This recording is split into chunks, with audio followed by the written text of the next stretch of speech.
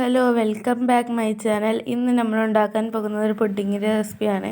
അതിനായി ഒരു ബൗളെടുത്ത് അതിലേക്ക് 5 ഗ്രാം ചൈന ഗ്രാസ് ചേർത്ത് കൊടുക്കാം. എന്നിട്ട് അതിലേക്ക് 1 കപ്പ് വെള്ളം ഒഴിച്ച് നന്നായി ഒന്ന് കുതിർത്തെടുക്കാം.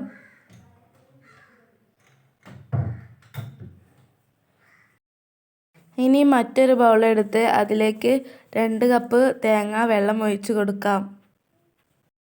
ഇനി 1/2 കപ്പ് പഞ്ചസാര ഇട്ട് കൊടുക്കാം.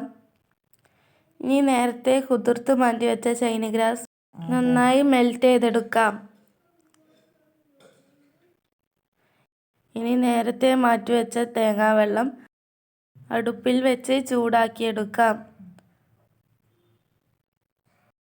ചൈന ഗ്രാസ് മെൽറ്റായതിനു ശേഷം തേങ്ങാവെള്ളം അതിലേക്ക് ഒഴിച്ചു കൊടുക്കാം.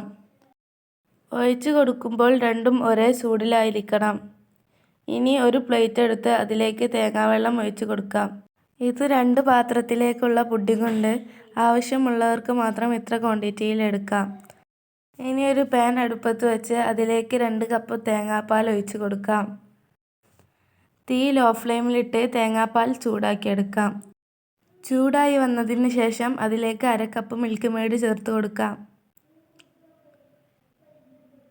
നന്നായി ഇളക്കി 2 ടേബിൾ സ്പൂൺ കോൺഫ്ലവർ കലക്കിയത് ഒഴിച്ച് കൊടുക്കാം. എന്നിട്ട് നന്നായി വേവിച്ചെടുക്കുക. മധുരത്തിന് ആവശ്യമുള്ള പഞ്ചസാര ചേർത്ത് നന്നായി ഇളക്കി വേവിച്ചെടുത്തതിന് ശേഷം ചൂടാറിയതിന് ശേഷം ഒരു പാത്രത്തിലേക്ക് മാറ്റി നന്നായി തണുപ്പിച്ചെടുക്കാം.